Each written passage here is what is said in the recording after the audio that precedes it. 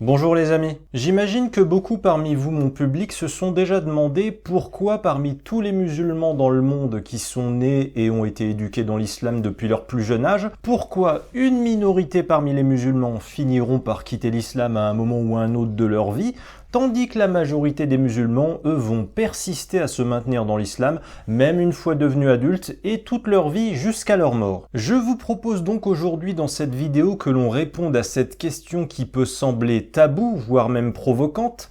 Est-ce que les ex-musulmans qui ont quitté l'islam auraient pour point commun d'être peut-être plus intelligents ou pas que la moyenne des musulmans, ou bien leur capacité à quitter l'islam viendrait d'autres critères? En gros, on va se demander durant cette vidéo s'il existerait une corrélation entre le quotient intellectuel d'un individu et sa capacité à quitter l'islam. Alors ma vidéo, elle est basée sur un constat très simple auquel j'ai beaucoup réfléchi. En fait, il y a de nombreux musulmans partout à travers le monde qui parfois doutent de l'islam ou sont mal à l'aise avec des préceptes de l'islam qui pourraient potentiellement les faire quitter cette religion, mais pourtant ils ne pourront jamais perdre la foi en l'islam, ils n'oseront jamais remettre en question l'islam, car il y a beaucoup de mécanismes psychologiques, moraux et culturels dans leur esprit qui les en empêchent. Et ces mécanismes qui, selon moi, bloquent toute possibilité de quitter l'islam chez des musulmans, j'en ai listé 9 et je les ai mis dans ce schéma explicatif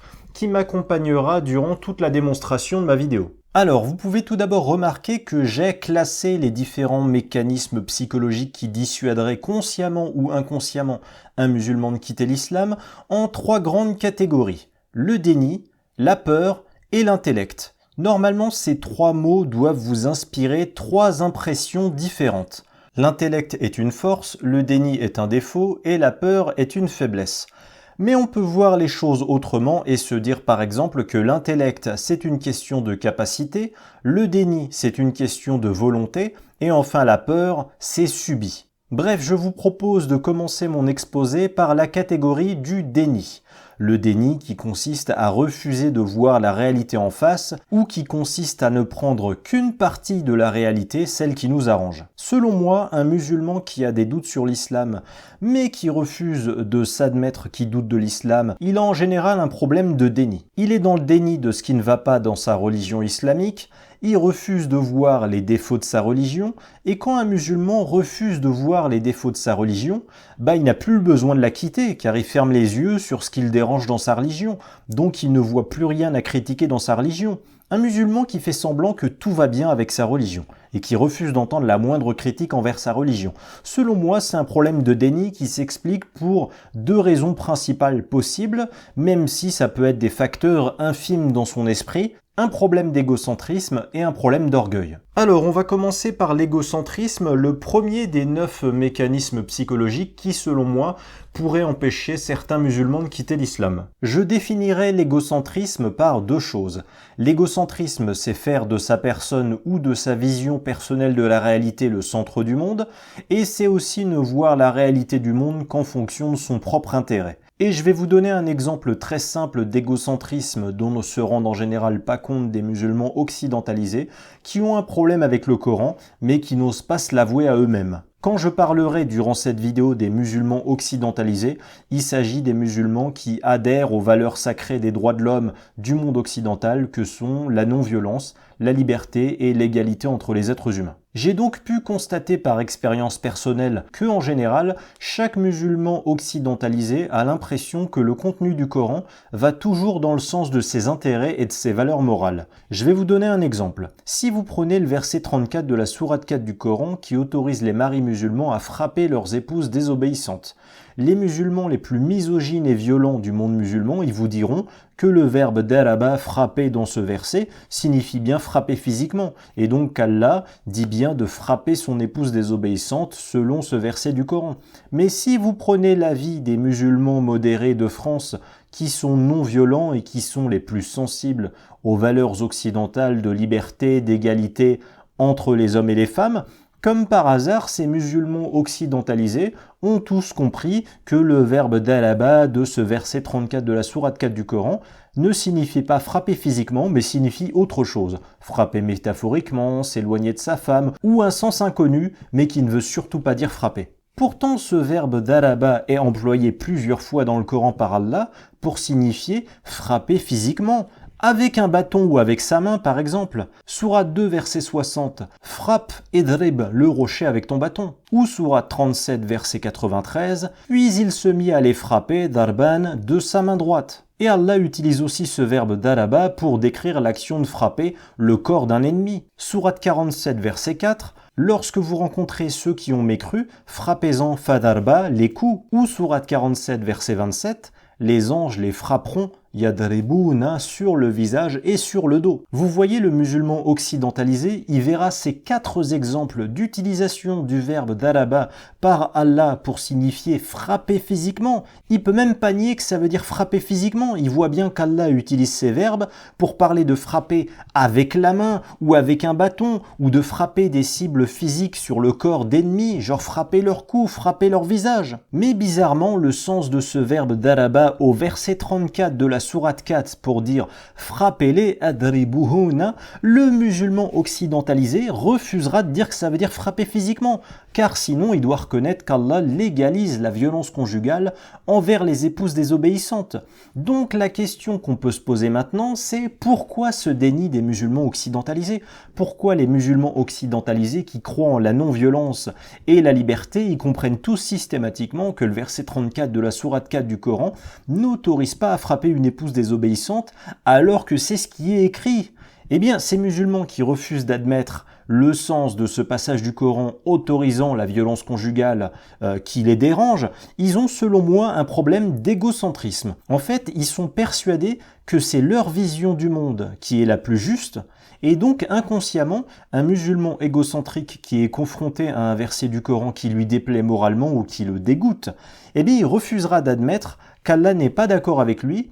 Et ce musulman va donc se mentir à lui-même en changeant le sens du verset qui le dérange avec l'explication qui l'arrange. Les musulmans occidentalisés ne s'adaptent pas au Coran, ils font l'inverse en général, ils adaptent le Coran à eux-mêmes, ce qui est une énorme preuve d'égocentrisme, d'adapter la parole de Dieu à son point de vue humain, car ils cherchent à protéger leur religion de toute critique, dont la leur, et si un passage du Coran leur semble critiquable, alors que leur religion est censée être parfaite à leurs yeux, ça va les amener à s'exposer au risque de douter de leur religion, voire même de perdre la foi en leur religion. Mais les musulmans occidentalisés, dont le cerveau change tout ce qui leur déplaît en contenu qui leur plaît, et bien dès lors, ils n'ont plus rien à reprocher au Coran. Et un musulman qui ne voit aucune critique dans le Coran, c'est un musulman qui quittera jamais l'islam. C'est une caractéristique psychologique de la foi égocentrique qui part du principe que rien de ce que ton Dieu n'a décidé ne va te déplaire, que Dieu sera toujours en parfait accord avec ta définition du bien et du mal, que Dieu dit toujours ce que tu approuves, que Dieu valide toujours ce que tu aimes, et que jamais il ne te choque ou te déçoit ou te déplaît. Passons à présent à la deuxième des 9 caractéristiques psychologiques qui peut empêcher un musulman qui doute de l'islam d'oser néanmoins approfondir son doute et de quitter l'islam. Il s'agit de l'orgueil.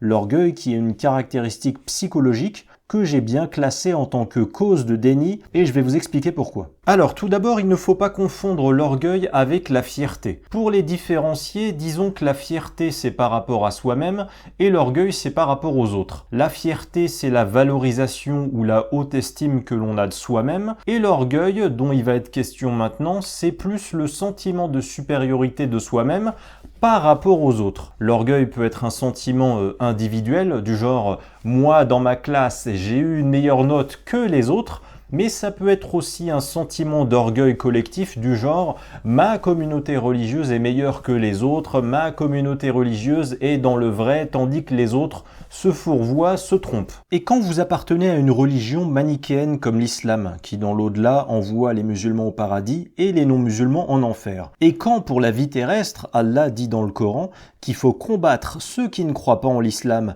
et aussi les haïr aussi longtemps qu'ils ne croient pas en Allah, et Allah a aussi dit dans le Coran que les mécréants sont les ennemis d'Allah. Si vous voulez, un musulman endoctriné à ce genre de verset, il va avoir une forme de mépris conscient et inconscient, pour tout point de vue extérieur à sa religion sur l'islam. Il va juger que les non-musulmans auront toujours automatiquement un avis faux, injuste et inintéressant sur l'islam, même s'il ne sait pas l'avouer. Pour lui, seul le point de vue des musulmans sur l'islam sera légitime. Rendez-vous compte, il adhère à des passages du Coran qui l'incitent à détester et à criminaliser les gens qui sont en dehors de sa religion. Et vous croyez qu'il va éprouver du respect pour l'opinion des gens en dehors de sa religion? Sourate 98, versets 6 et 7, Allah a dit que ceux qui croient en d'autres dieux que lui sont les pires de toute la création, et par opposition que les croyants sont les meilleurs de toute la création. L'orgueil de croire aveuglément à ce genre de texte qui dit que les musulmans sont les meilleurs de toutes les créatures et les non-musulmans sont les pires de toutes les créatures créées par Dieu, cet orgueil, si vous l'avez, c'est un poids mental qui vous empêchera de quitter l'islam, car quitter l'islam, ça vous fera devenir un non-musulman. Donc ça vous fera devenir ce qu'Allah dans le Coran vous a toujours appris à rabaisser, à combattre et à haïr. Qui donc a envie de devenir le genre d'être qui méprise, qui juge inférieur et qui déteste? Voilà pourquoi j'ai classé l'orgueil comme étant un outil participant au déni qui vous empêche de reconnaître les défauts de l'islam, qui vous empêche de constater même vos propres défauts de croyants, pas nécessairement capable de bien juger l'islam, mais aussi un déni qui vous empêche d'admettre les qualités de ceux qui sont en dehors de votre religion. L'orgueil qui vous fait nier automatiquement la qualité ou l'intérêt de la pensée des non-musulmans. Eh ben, il vous fera nier le point de vue critique sur votre religion par ces gens du fait qu'ils soient extérieurs à votre religion. Et à contrario, cet orgueil peut vous faire aussi survaloriser votre propre communauté religieuse et la religion dont vous faites partie. Et se survaloriser, ça revient souvent à fermer les yeux sur ses défauts ou à se voir plus beau que l'on est. Alors on passe à présent à la troisième des 9 caractéristiques psychologiques qui, selon moi, est un outil mental qui vous conduira à refuser de voir la réalité de ce qui vous dérange dans l'islam, c'est la honte. La honte que j'ai classée à cheval entre deux catégories, le déni et la peur. Voilà, donc je vais donc vous parler essentiellement ici de la honte de soi-même, du regard sur soi-même que pourrait éprouver un musulman à s'imaginer quitter l'islam, même si évidemment, dans le calcul des conséquences qu'il va faire, eh bien la honte par rapport au regard des autres va aussi un peu rentrer en compte. Certains musulmans ne s'imaginent pas quitter l'islam dans un âge adulte avancé, genre à 25 ans, à 30 ans ou à 35 ans, car quitter l'islam aussi tard une fois adultes, ça les obligerait à admettre qu'ils ont sans doute gâché leur jeunesse, voire même presque la moitié de leur vie dans l'islam.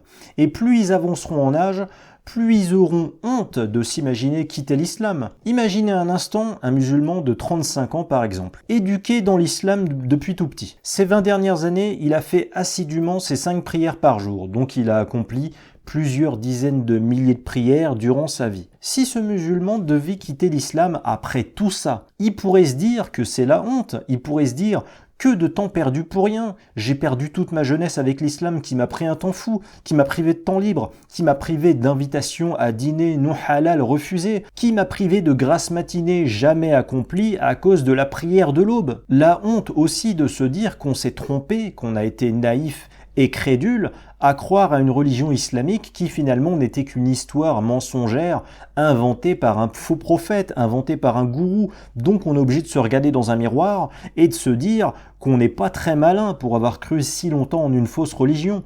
On se dit mais comment ai-je pu me faire avoir ainsi? Suis-je vraiment aussi malin, aussi futé que je le pensais? Et c'est la honte de se dire que finalement ces gens si longtemps vus de haut et méprisés, on va devenir comme eux. Bref, le sentiment de honte de se dire qu'on a été endoctriné dans une fausse religion et donc qu'on avait faux, qu'on s'est trompé, qu'on se croyait guidé par Dieu mais qu'en réalité on s'auto-berçait d'illusions.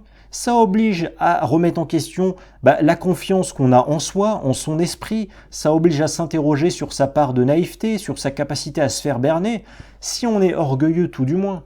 Mais si on veut voir le verre à moitié plein et pas à moitié vide, on se satisfera d'avoir eu la lucidité et la sagesse de sortir de l'islam, mieux vaut tard que jamais. En tous les cas, vous l'avez compris, un musulman qui refuse de douter de l'islam par peur de reconnaître qu'il se serait trompé, qu'il a été berné par l'islam, qu'il aurait cru en un mensonge, cette honte orgueilleuse, elle peut être la cause d'une forme de déni. Un déni de ses défauts, un déni de ses limites en tant que croyant. Qu'un musulman se dise de façon opiniâtre, qui refuse de penser qu'il s'est trompé de religion, qui s'est fait avoir tout ce temps par son éducation, qu'il a été élevé dans un mensonge qui lui a gâché le tiers ou la moitié de sa vie. Quand on y réfléchit bien, c'est pas le refus d'admettre un problème dans l'islam, mais c'est d'abord le refus d'admettre qu'il pourrait y avoir un problème avec soi, avec sa propre personne, avec le propre fonctionnement de sa croyance, avec sa propre crédulité.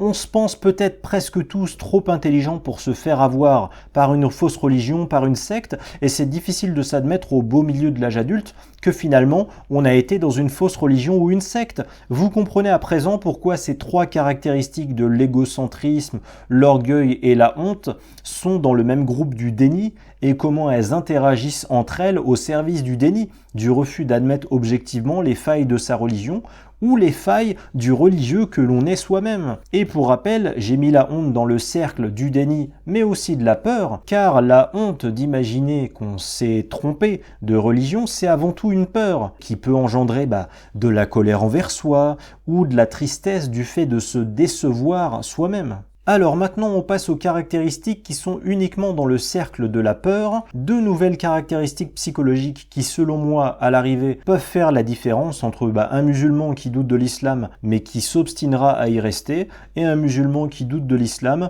et qui peut avoir le courage et l'audace d'en sortir. Alors ces deux caractéristiques dans la catégorie de la peur, c'est la peur de la punition et la peur de l'exclusion. Et juste après, je vous parlerai d'une autre caractéristique psychologique qui relève à moitié de la peur et à moitié de l'intellect, à savoir sa zone de confort personnel que l'on n'aurait ni l'envie ni le courage de quitter. Alors on va commencer par la peur de la punition. La quasi-totalité des musulmans savent globalement que pour aller au paradis dans l'islam, il faut au moins être musulman et que le non-musulman qui ne croit pas un mot du Coran, lui il va en enfer. Et les tortures éternelles de l'enfer décrites par Allah dans le Coran sont effrayantes et dissuasives. C'est pourquoi des musulmans ont souvent peur des conséquences s'il devait quitter l'islam.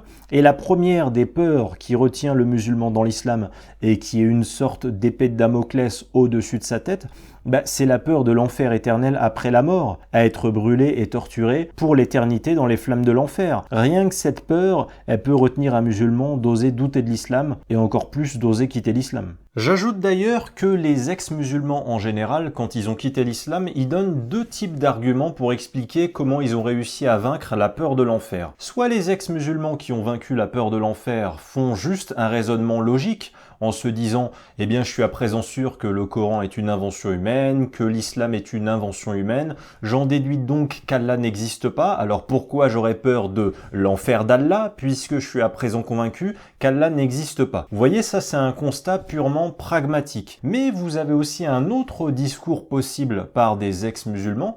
Il s'agit d'une façon de vaincre la peur de la menace de l'enfer, non plus pour des raisons scientifiques, mais pour des raisons morales. Et ces ex-musulmans vont en général se dire je refuse d'adorer un Dieu qui me menace d'enfer si je quitte l'islam parce que ça n'a rien de spirituel, ça n'a rien d'intellectuel. Pourquoi j'adorerais, pourquoi je vénérerais un être qui me fait du chantage, un être menaçant qui ne me laisse pas le libre choix de l'adorer, mais qui m'oblige plutôt à l'adorer par la menace de l'enfer. C'est pas une relation spirituelle ou une relation d'amour entre la créature et son créateur. C'est plutôt une relation entre un bourreau et sa victime, une relation entre un kidnappeur et son otage.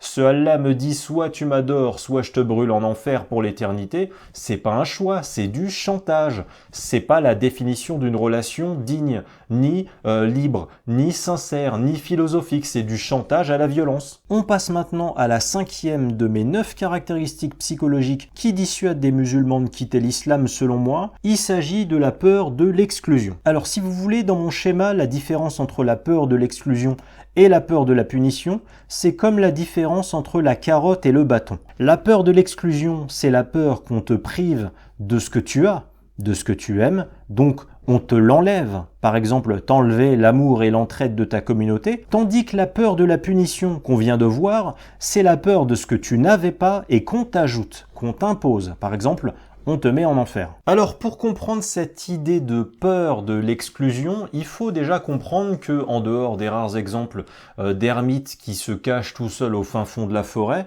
les êtres humains sont en général des êtres sociaux, qui apprécient leur cercle familial, leurs amis, ils ont besoin de la société qui les protège et à laquelle ils se sentent appartenir par un pacte social. Par exemple, les actifs qui financent les retraites ou les actifs qui nourrissent et éduquent leurs enfants qui seront les actifs de demain et qui payent des policiers et des militaires pour protéger la société. Et ce sentiment d'inclusion sociale où chacun a un rôle est hélas trop intrusif dans la culture islamique qui nie l'individu au profit du groupe et la tyrannie du regard des autres, la tyrannie de la réputation, c'est quelque chose de très intériorisé en général dans les sociétés islamiques. Je pense que c'est pour cette raison que beaucoup de musulmans ont peur d'imaginer les conséquences de leur vivant, les conséquences sociales, s'ils venaient à quitter l'islam et à ce que ça se sache dans leur communauté. Et même dans un pays laïque comme la France, les ex-musulmans savent ce que ça signifie comme conséquence de quitter l'islam, mais la plupart des musulmans imaginent eux aussi ces conséquences, à savoir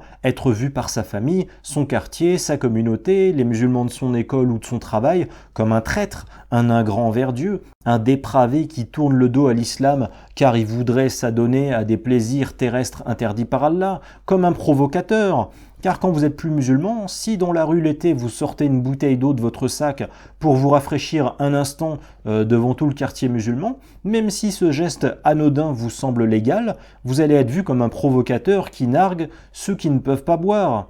Et en plus, il va falloir se justifier auprès de tout le monde qui vous a connu musulman. Or, quand vous expliquez aux musulmans de votre communauté pourquoi vous quittez l'islam, ils peuvent comprendre une critique indirecte de leur personne, même si vous ne les avez pas critiqués. Dites à votre communauté musulmane « J'ai quitté l'islam car je pense que c'est une religion inventée par un être humain » et eux en face ils vont comprendre « J'ai quitté l'islam car c'est une religion inventée par un être humain ». J'en déduis donc que toi, contrairement à moi, tu es naïf et stupide pour persister à croire en une religion fabriquée par un humain. Et au passage, je traite indirectement ton prophète de charlatan et de menteur, puisque si l'islam n'est pas une vraie religion, ça signifie qu'il a inventé sa mission de prophète divin. La peur d'être exclu, rejeté par ses proches, ses amis d'enfance, son quartier musulman, ou la peur de décevoir sa famille et sa communauté car on est devenu un mécréant, ça fait partie des facteurs émotionnels et de pression morale qui peuvent dissuader un musulman d'oser douter de l'islam, d'oser creuser les sujets qui le dérangent dans l'islam, au risque de perdre la foi et donc que sa communauté musulmane lui tourne le dos. On arrive à présent à la 6e des 9 caractéristiques psychologiques qui peut empêcher un musulman d'oser remettre en cause sa religion. C'est la zone de confort que l'on se sent incapable de quitter ou que l'on a peur de quitter. Il y a des musulmans qui ne s'imaginent pas quitter l'islam qui leur donne des certitudes. La certitude de savoir qui est Dieu, la certitude de savoir le but de l'existence humaine sur terre, la certitude de savoir ce qu'il y a après la mort. Et c'est vrai que quitter l'islam, c'est accepter du coup de ne plus savoir qui est Dieu, de ne plus savoir s'il y a un but à l'existence humaine sur terre, ne plus savoir ce qu'il y a après la mort. Donc quitter l'islam, ça veut dire accepter d'ignorer, ça veut dire avoir l'humilité de reconnaître que l'on ne sait pas. Peut-être qu'il n'y aura rien après la mort ou qu'il y aura le jugement dernier d'un autre Dieu qu'Allah. Moi, je ne sais pas, mais j'accepte le risque de l'incertitude à ce sujet. Certains musulmans n'imaginent même pas en tout cas possible de perdre la zone de confort de leur foi en l'islam qui est construite au quotidien autour d'habitudes religieuses et de règles d'encadrement qui leur donnent un but, mais aussi et surtout autour de certitudes qui n'ont même pas besoin de discuter ou de vérifier, car si Allah les a dit dans le Coran, alors ce serait forcément vrai. Mais quitter l'islam, ça veut aussi dire prendre le risque de trouver un nouveau but à sa vie en dehors d'Allah, le risque de se demander quelle autre définition du bien et du mal en dehors de l'islam est peut-être la plus juste, le risque de voir le monde différemment, en cessant déjà quotidiennement de suivre tant de tabous, d'interdits, d'obligations, de pratiques avec des horaires, avec des gestes à répéter, et donc il faut se chercher un nouveau mode de fonctionnement basé sur ce que l'on pense soi, et plus nécessairement toujours sur ce qu'en pense Allah et Mohammed. Or, rester dans l'islam, c'est perpétuer chaque jour les mêmes actions, les mêmes modes de pensée, et surtout faire comme tous les autres musulmans. Tous les musulmans imitent un modèle unique et un comportement unique idéal, celui de Mohammed. C'est la définition même de l'absence de personnalité et de liberté individuelle que de chercher à imiter un humain imité par 2 milliards d'autres croyants. Et je précise enfin que se complaire dans sa zone de confort religieuse, que l'on ne veut pas quitter,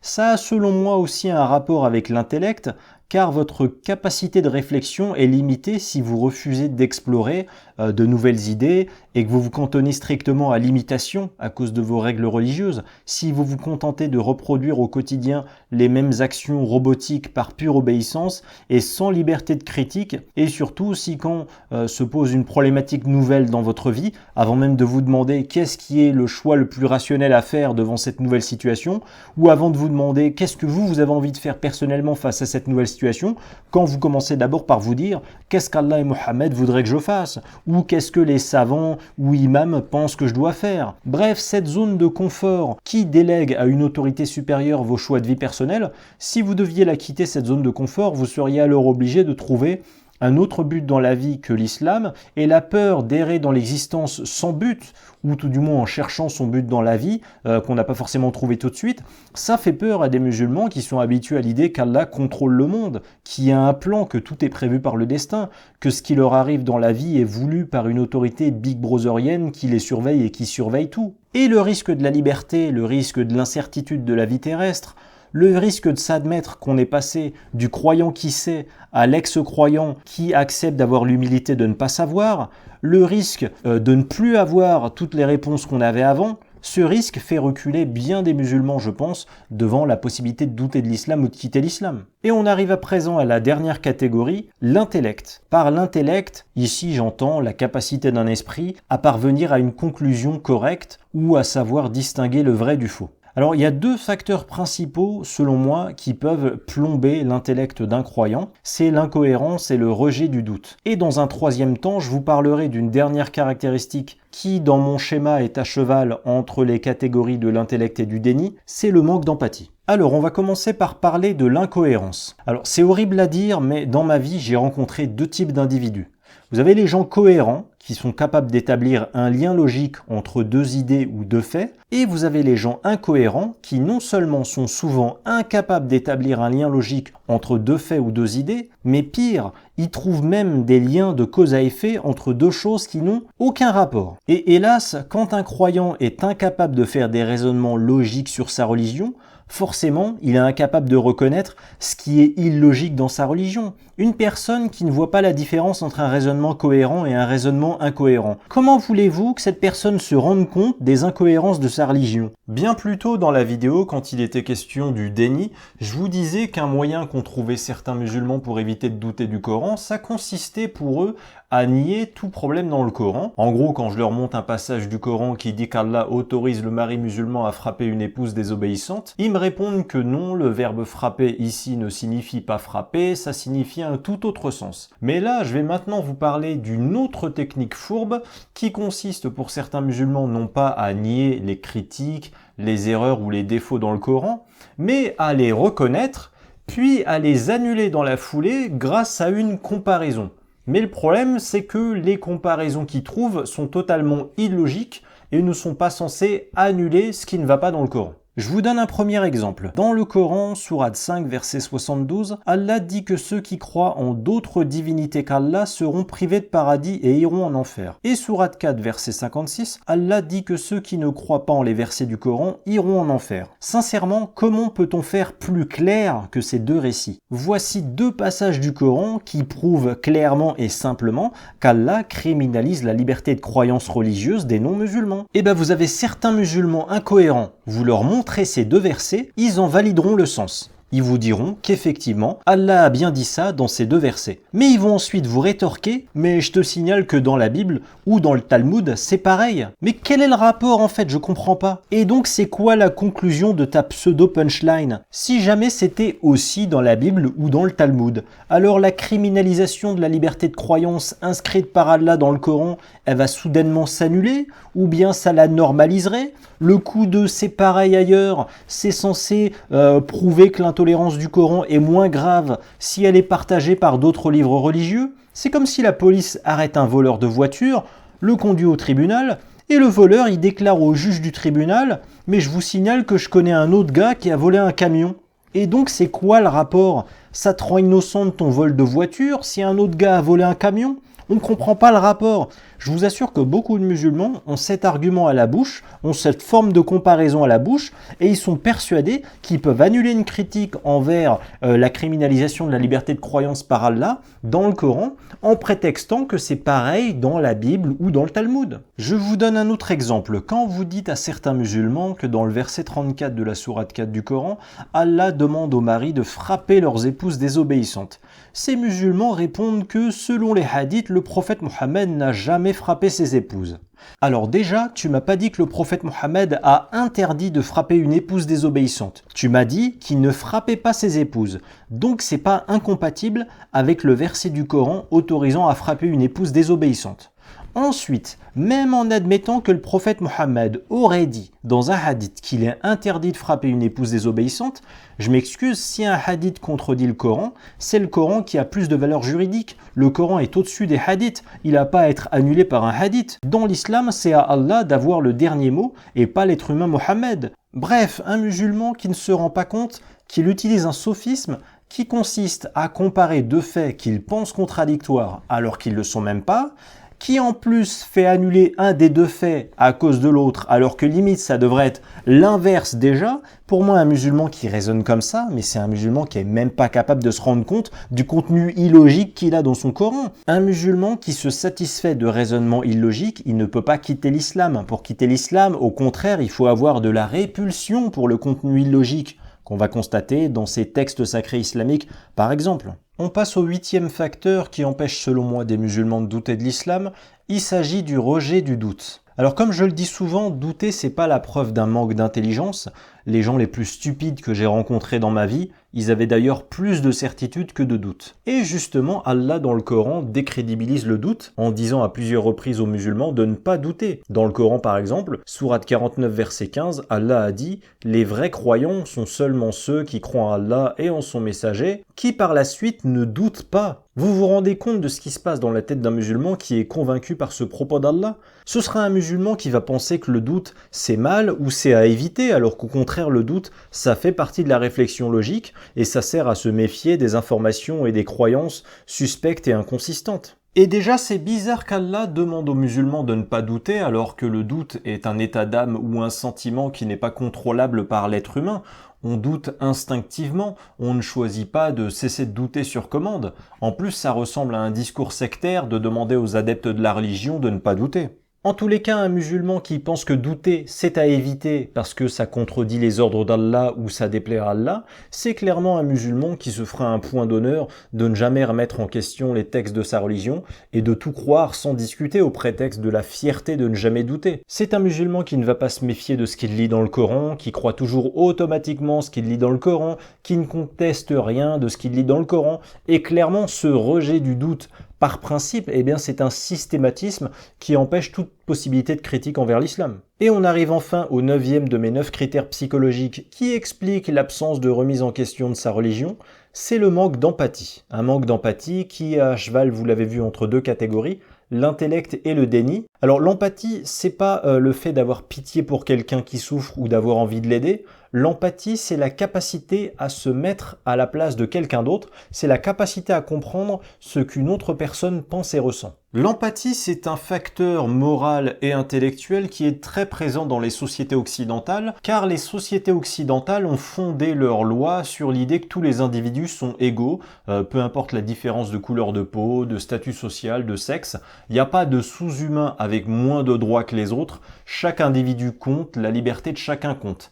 Ça peut vous sembler être une valeur idéaliste dans notre monde occidental, mais cette façon de voir les choses est très importante philosophiquement car elle permet de développer la curiosité vers la pensée différente et la nouveauté, et donc de développer l'ouverture d'esprit. Les civilisations les plus brillantes se sont construites sur la curiosité et l'ouverture d'esprit en plus. Et je vais maintenant vous décrire le contraire de cet état d'esprit occidental empathique. Je vais vous décrire un point de vue culturel contraire qui nuit gravement à la capacité d'empathie. Imaginons un musulman qui naît dans une société islamique. Le gars, il est un musulman ultra croyant, pratiquant, genre salafiste. Il suit le Coran à la lettre. Il sait donc que contrairement à l'universalisme occidental, Allah dans le Coran parle des femmes infériorisées qui doivent obéissance à leur mari, des mécréants diabolisés qui finiront en enfer, et des esclaves qui appartiennent à des hommes libres. Si vous avez à l'esprit une religion sacrée qui vous fait inférioriser par nature des humains du fait de leur sexe,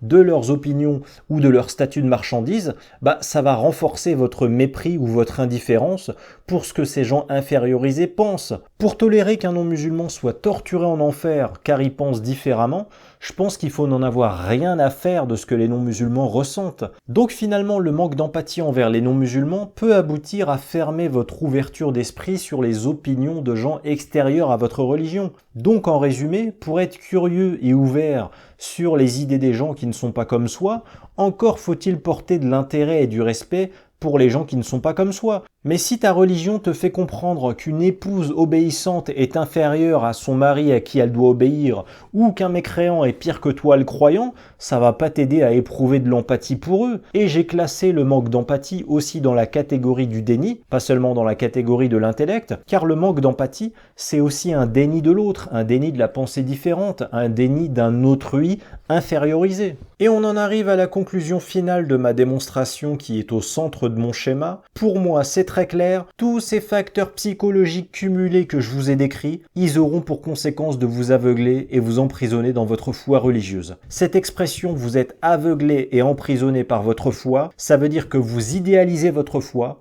et en même temps elle vous limite. Elle vous empêche d'en sortir et elle vous fait croire que sans elle, rien d'autre n'a de sens. Je vous dis ça parce que vous pouvez détester mon opinion critique sur l'islam et croire que j'aurai toujours tort sur l'islam. Mais si on oublie que vous et moi, on n'a pas le même point de vue sur l'islam, demandez-vous quand même au moins déjà si chacun des 9 constats de ma vidéo, pris isolément, est juste ou non. Demandez-vous lorsque vous êtes confronté à une vérité qui vous dérange dans le Coran, si vous n'êtes pas le genre de croyant qui illustre parfaitement chacun ou la plupart des mécanismes psychologiques que je vous ai décrits dans cette vidéo. Demandez-vous comment vous réagissez quand vous tombez sur une loi ou une parole qui vous déplaît dans le Coran. Si vous vous servez d'un ou plusieurs mécanismes psychologiques que j'ai décrits dans ma vidéo afin de fuir les vérités qui vous dérangent dans l'islam, vous devriez sincèrement vous poser des questions.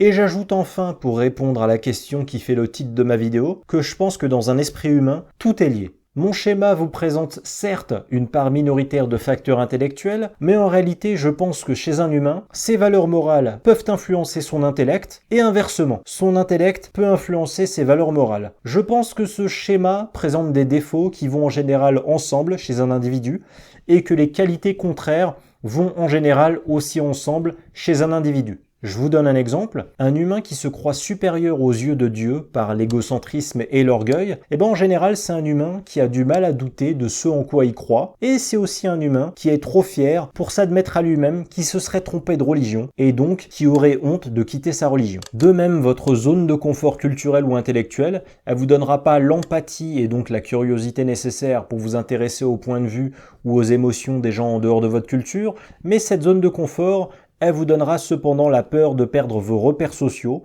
et donc d'être exclu de votre groupe communautaire. Bref, vous voyez, tous ces facteurs peuvent interagir et s'influencer entre eux, mais au-delà des 2 critères purement intellectuels que sont l'incohérence et le rejet du doute, vous voyez bien qu'il y a une constellation de 7 autres critères psychologiques qui ont pour origine les modes de vie, les mœurs, les habitudes, la sensibilité de chacun, l'éducation, le cadre culturel, qui jouent aussi pour expliquer pourquoi certains musulmans finissent par quitter l'islam, mais pas d'autres. Bon, eh bien écoutez, c'est sur cette conclusion que s'achève cette vidéo. J'ai fait cette vidéo parce que je voulais qu'on sorte un petit peu du schéma caricatural habituel, avec d'un côté des pro-islam qui vous diraient que des gens se convertissent à l'islam car ils seraient subjugués intellectuellement par le puits de savoir et de sagesse qu'est le Coran, et de l'autre des anti-islam qui penseraient au contraire que des gens sortent de l'islam seulement quand ils se mettent à analyser les phrases du Coran comme des scientifiques. Parce que au-delà de la question du débat théologique sur le contenu du Coran. La vérité,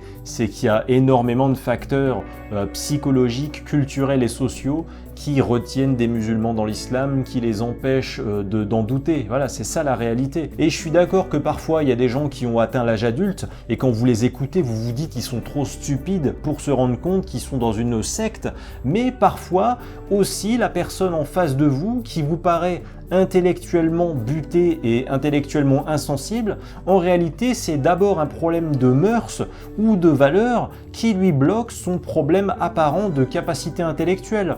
Voilà pourquoi c'est une question complexe, chaque cas personnel a ses spécificités, mais voilà, je voulais en tout cas vous proposer au moins une vidéo complète pour essayer de comprendre la psychologie, voilà, de certains musulmans qui ont des doutes sur leur religion, au fond d'eux ils le savent, mais qui se créent quand même des barrières mentales par peur de remettre en question l'islam, voire même de perdre la foi en l'islam. Si vous avez aimé ma vidéo et que vous souhaitez soutenir mon travail, n'hésitez pas à aller faire un tour sur ma page de la plateforme de dons participatifs Tipeee, dont le lien est dans la description de la vidéo. Vous pourrez alors anonymement, si vous le souhaitez, faire partie de la communauté des donateurs qui m'aident et soutiennent mon travail sur ma chaîne YouTube. Des donateurs que, comme d'habitude, je remercie chaleureusement pour leur aide, car ma chaîne YouTube est un média libre d'informations critiques envers l'islam qui est possible grâce à vous depuis tant d'années. N'oubliez pas enfin de vous abonner à ma chaîne YouTube dès maintenant, ça prend juste une petite seconde. Vous cliquez sur s'abonner et hop, vous êtes assuré de ne pas manquer l'alerte de ma prochaine vidéo. Mais bon, après, si vous voulez rester dans votre zone de confort de non-abonné, avec votre peur, votre déni et que votre manque d'empathie fait que ça vous intéresse pas ce que je vais dire dans ma prochaine vidéo, moi je vous force pas, c'est comme vous voulez.